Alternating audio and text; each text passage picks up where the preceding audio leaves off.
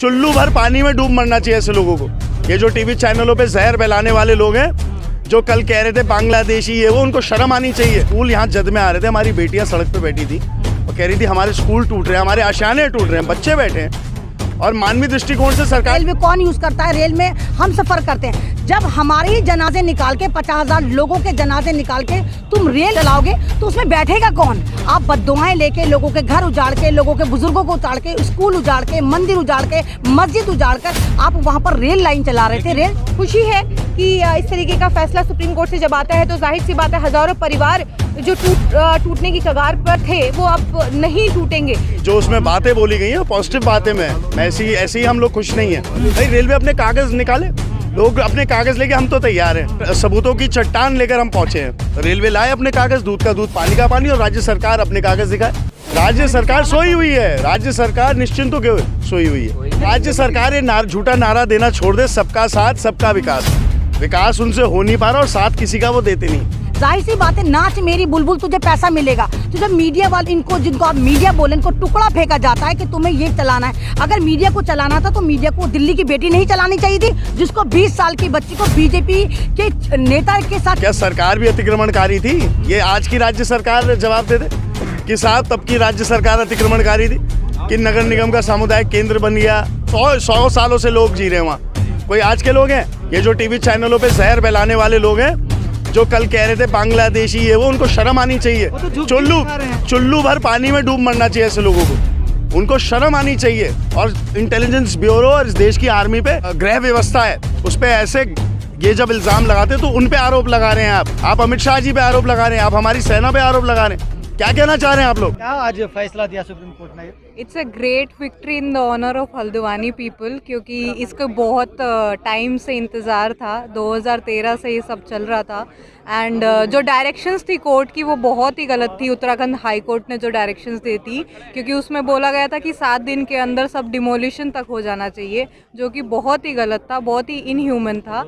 तो वो बहुत अच्छा है कि सुप्रीम कोर्ट न्यायपालिका ने कहा है कि 7 दिन का जो डायरेक्शन है वो गलत है, वो हटाइए। क्योंकि 7 दिन में जो लोग 60 साल से रह रहे हैं उन्हें आप 7 दिन में कैसे हटा सकते हैं? So it's a great victory for Haldwani people.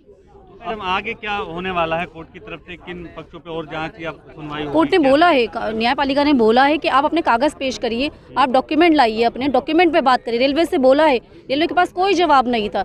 जबकि जो वहाँ के लोग हैं 50,000 जनता, उनके पास सारा प्रूफ है, सब कुछ है, लेकिन रेलवे के पास कोई प्रूफ नहीं है। सरकारी जो इमारतें हैं वहाँ बनी हुई है। जी बिल्कुल, इस पर भी कंट्रोवर्सी है ना कि जो सरकारी इमारत बिल्कुल बनी कैसे? सरकारी स्कूल, ये कोर्ट ने कहा है कि जो सरकारी स्कूल कैसे बने, सरकारी अगर वो अनऑथराइज्ड है तो सरकारी स्कूल कैसे बने, ये बोला है न्यायपालिका ने।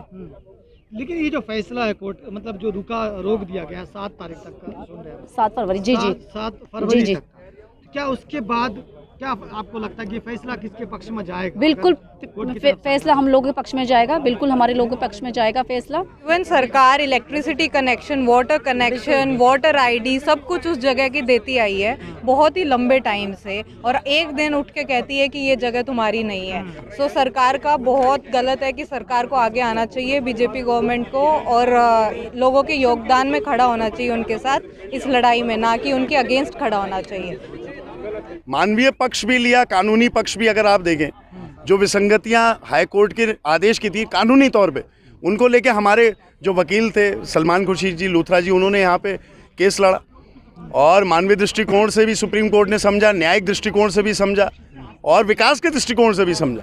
तो एक संतुलित, जो हम सुप्रीम कोर्ट, जो हमारे न्याय का मंदिर है, जिसमें हमारी गहरी आस्था है, आज वो आस्था में बढ़ोतरी हुई है, एक विश्वास और जागा है। और न्यायपालिका का बहुत दिल की गहराइयों से धन्यवाद। तो अभी रोक लगाया गया, क्या जो फैसला होगा? जी एक सेकंड, इसमें नहीं, जो उसमें बातें बोली गई हैं पॉजिटिव बातें में ऐसे ही हम लोग खुश नहीं है।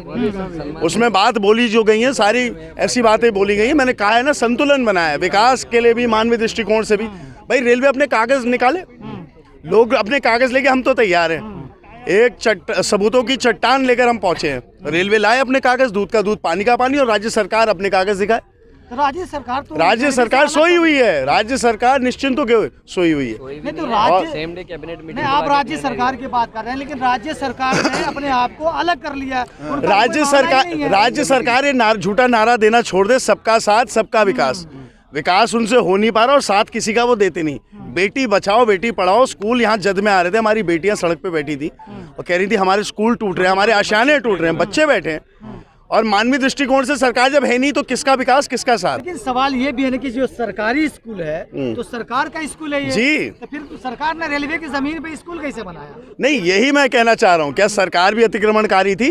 ये आज की राज्य सरकार जवाब दे दे कि साहब तब की राज्य सरकार अतिक्रमणकारी थी, कि नगर निगम का सामुदायिक केंद्र बन गया, सरकारी स्कूल बन गए और आपका अस्पताल बन गया। ये संभव कैसे है? वहाँ के लोगों के वो तो है ही। अरे 100 सालों से लोग जी रहे हैं वहाँ। कोई आज के लोग हैं? ये जो टीवी चैनलों पे जहर फैलाने वाले लोग हैं, जो कल कह रहे थे बांग्लादेशी है, वो उनको शर्म आनी चाहिए।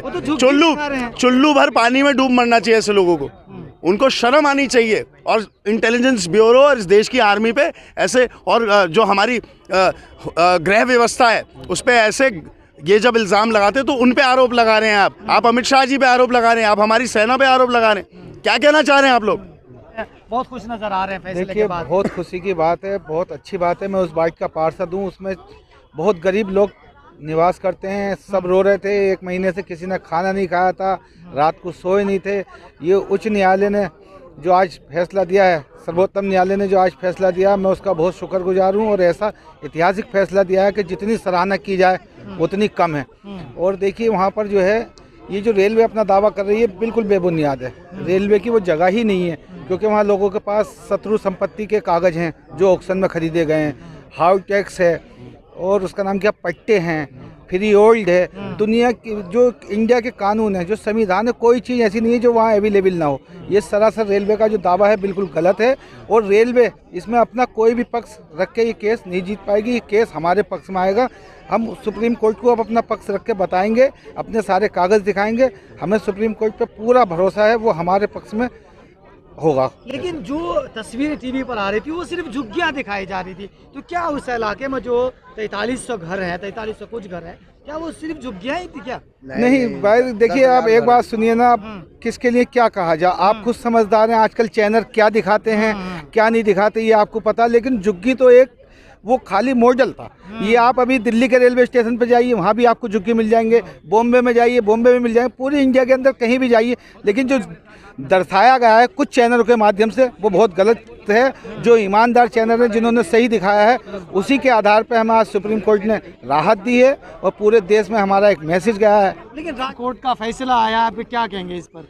देखिए, ये जो फैसला आया, कहीं ना कहीं हमें ये उम्मीद थी कि सुप्रीम कोर्ट 50,000 लोगों के जनाजों को उठने नहीं देगा, कहीं ना कहीं वो इस पर संज्ञान लेगा। और जिस तरह सुप्रीम कोर्ट ने स्टे ले दिया है फरवरी तक, तो उससे एक अच्छी उम्मीद है। और हमें उम्मीद है कि उसके बाद हम ये मुकदमा जीतेंगे और 50,000 जिंदगियां जो है हम बचा पाएंगे। लेकिन जिस तरह से इसके बारे में जो वहाँ पर प्रोटेस्ट लोग कर रहे थे, दुआएं मांग रहे थे, रो रहे थे, जो टीवी पर चल रहा था वो कह रहे थे कि फिर शाहीन बाग बनाने की जमीन जिहाद भी चल रहा था। ये देखिए कि आप ये देखिए कि एक हिटलर शाही की इंतहा हो गई। अभी उत्तर प्रदेश में इलेक्शन थे, आप उस उत्तराखंड में भी इलेक्शन थे, तो आपने वाला मुद्दा तब क्यों नहीं उठाया? आप सन 2024 की तैयारी कर रहे थे कि आप 50,000 जिंदगियों को बर्बाद करके सन 2024 जीतना चाहते हैं। मोदी जी, लाशों पर पॉलिटिक्स नहीं करनी चाहिए। ये भारत की जनता है जो कहीं ना कहीं आपको चुनती है, तो इस तरह जो आप करें। और दूसरी बात, आप ये बताइए, रेलवे में रेलवे लाइन कौन यूज करता है? रेलवे कौन यूज करता है? रेल में हम सफर करते हैं। जब हमारे ही जनाजे निकाल के 50,000 लोगों के जनाजे निकाल के तुम रेल चलाओगे तो उसमें बैठेगा कौन? आप बद्दुआएं लेके, लोगों के घर उजाड़ के, लोगों के बुजुर्गों को उजाड़ के, स्कूल उजाड़ के, मंदिर उजाड़ के, मस्जिद उजाड़ कर आप वहां पर रेल लाइन चला रहे थे, रेलवे चला रहे थे। मीडिया ने हिंदू बनाम मुस्लिम कर दिया इसे, कि अतिक्रमण कर रखा है। तो आप उसको नहीं, आप उसको मीडिया मत कहिए। मीडिया आप लोग हैं जो सोशल मीडिया पे, उसको कहिए कि ये तमाम जो एक तरह के कॉर्पोरेट घराने, जाहिर सी बात है, नाच मेरी बुलबुल, तुझे पैसा मिलेगा। तो जब मीडिया वाले, इनको जिनको आप मीडिया बोले, इनको टुकड़ा फेंका जाता है कि तुम्हें ये चलाना है। अगर मीडिया को चलाना था तो मीडिया को दिल्ली की बेटी नहीं चलानी चाहिए थी, जिसको 20 साल की बच्ची को बीजेपी के नेता के साथ 4 शराबियों ने गैंग रेप करके मार डाला। 15 किलोमीटर तक उसको घसीटते रहे। जब तक उसकी मीडिया को ये नहीं चलाना चाहिए था। मीडिया को हल्द्वानी का वो दर्द नहीं दिखाना चाहिए जिस वक्त वो लोग रो रहे थे, या अल्लाह हमारी मदद कर, अल्लाह हमारे पास कोई नहीं, छोटे छोटे बच्चे रो रहे थे। क्या मीडिया को वो नहीं चलाना चाहिए था? तो मीडिया एक सरकारी एजेंडे पे चलता है। मीडिया खुद सन 2024 की तैयारी कर रहा है, तो उसको नजर नहीं आ रहा कि वो जमीन जिहाद कह रहा है या कुछ और कह रहा है। ये बेगैरतों की जमात हो गई, इनको नहीं पता कि न्यूज़ क्या होती है। सुप्रीम कोर्ट का फैसला आया, कितना खुश है आप एज ए वकील? देखिए, हम लोग जिस लड़ाई को लड़ रहे थे आज उसमें हमें फौरी तौर पर थोड़ी राहत मिली है, लेकिन पूरी तरह राहत नहीं है। राहत तब होगी जब उन परिवारों को पूरी तरीके से हम लोग न्याय दिला देंगे। लेकिन आज फ़िलहाल स्टे मिला है, इस बात की बहुत खुशी है। उन परिवारों तक भी इसकी खुशी पहुंची है। तमाम लोग हल्द्वानी से यहाँ पर पहुँचे हुए थे और उनकी आंखों में, आप यकीन मानिएगा कि उनकी आंखों में आंसू थे और बहुत शुक्रिया कहते हुए वो यहाँ से आंसू भरे, अपनी आंखें खुशी के आंसू थे, लेकर गए हैं यहाँ से। और मैंने तो उनसे यही कहा है कि मेरा सलाम कहिएगा उन्हें। और यहाँ पर सुप्रीम कोर्ट की जहाँ तक बात है, देखिए आज 2 जजेस की बेंच थी। 2 जजेस की बेंच ने हल्द्वानी मामले को सुनते वक्त बार बार एक ही सवाल किया कि आप 50,000 लोगों को उखाड़ फेंकना तो चाहते हैं, लेकिन उनके लिए कोई रिहैबिलिटेशन का कोई इंतज़ाम आपने किया है, पहला। दूसरा ये कि कानून और कानून के नज़रिए से और मानवता के नज़रिए से भी इसको देखना बेहद ज़रूरी है। बेहद संवेदनशील मामला है ना, महिलाएं बच्चे सड़कों पर बैठे हैं। तो इस तरीके से एकदम से हाईकोर्ट का फैसला आना और 1 हफ्ते के अंदर ये कह देना कि आप वहाँ पे बुलडोज़र चलेगा और वहाँ पे सब कुछ तोड़ फोड़ किया जाएगा, तो इसको फ़िलहाल अभी रोक लगाई है सुप्रीम कोर्ट ने। और स्टे है 7 फरवरी की तारीख मिली है, अगली सुनवाई है 7 फरवरी को। उससे पहले रेलवे को ये कहा है कि आप उससे पहले ये प्लान एक लेकर आइए, क्योंकि अगर ये रेलवे की भी ज़मीन है तो कम से कम रेलवे अपने दस्तावेज भी पेश करे। और दूसरा ये कि साथ में ये भी रेलवे को कहा है कि आपके पास कोई प्लान होना चाहिए, कोई रिहैबिलिटेशन प्लान होना चाहिए। उससे पहले कुछ ऐसा प्लान होना चाहिए कि आप ये बता सकें कि इन लोगों को आप जो हटाना चाहते हैं इसके लिए किस तरीके का इंतज़ाम है वहाँ पर। आप ये सोचिए कि वहाँ पर स्कूल्स हैं, वहाँ पर कॉलेजेस हैं, सरकारी स्कूल्स हैं वहाँ पर। तो अगर रेलवे की ज़मीन, सरकार के स्कूल हैं और राज्य सरकार ने इस मामले से खुद को अलग कर लिया, ना ही तो उनकी मदद के लिए तैयार, ना ही किसी बयानबाजी के लिए। देखिए जब कोविड से पहले 2020 तक ये कहा जा रहा था कि 19 एकड़ ज़मीन बताई जा रही थी रेलवे की, उसके बाद अचानक वो 29 एकड़ हो गई, अब वो 78 एकड़ हो गई। तो देखिए ये ज़मीन डे बाय डे ये फैल ही रही है, ये बढ़ ही रही है रेलवे की ज़मीन। तो देखिए पहले नजूल प्रॉपर्टी भी कही जाती थी कि नजूल प्रॉपर्टी के अंतर्गत आती है। नजूल प्रॉपर्टी वो होती है कि जहाँ पर पुनर्वास की ज़मीन होती है, इन फ्यूचर के लिए रखी जाती है। तो देखिए सुप्रीम कोर्ट की बार बार एक ही चिंता थी, एक ही चिंता ये व्यक्त कर रहे थे कि मानवता को देखते हुए आप कोई प्लान लेकर आइए। तो इस तरीके से सुप्रीम कोर्ट का फैसला रहा और खुशी है कि इस तरीके का फैसला सुप्रीम कोर्ट से जब आता है तो जाहिर सी बात है हज़ारों परिवार जो टूटने की कगार पर थे वो अब नहीं टूटेंगे। तो कुछ ही समय में पूरे देश में हिंदू मुस्लिम का माहौल कायम कर दिया गया। बताया गया कि वो बांग्लादेशी हैं, वो कॉलोनी में जो वहाँ पे लोग निवास करते हैं, वहीं उन लोगों की सरकारी नौकरी भी रही हैं, वोटर ID भी हैं और उन्हें बांग्लादेशी बताया जाता है। क्या लगता है ये 24 का प्लान है जो पूरा बांग्लादेशी बताना? देखिए ये बार बार आप एक ही चीज़ देखिए कि जहाँ पर भी 1992 के बाद जहाँ जहाँ कॉलोनियाँ बसी हैं, दिल्ली हो, मुंबई हो, अहमदाबाद हो, तमाम जगहों पर जहाँ पर नई बस्तियाँ बसी हैं। और या आप बिफोर इंडिपेंडेंट भी ले लें, क्योंकि हल्द्वानी में जिस तरीके की बात ये हल्द्वानी के लिए कही गई कि वहाँ पर 1920 से लोगों के पास दस्तावेज है, पट्टे की ज़मीन है, लीज की ज़मीन है, तो अलग अलग लोगों के पास दस्तावेज है। इसीलिए सारी पिटीशन को क्लब कर दिया गया। प्रशांत भूषण ने की अलग पिटीशन है, सलमान खुर्शीद की तरफ से अलग डाली गई है। तो देखिए ये अलग अलग पिटीशन है और अलग अलग पिटीशन को क्लब करके इसको चलाया जा रहा है। तो देखिए अलग अलग सबके पास दस्तावेज हैं, तो उन दस्तावेजों को भी देखना बेहद ज़रूरी है।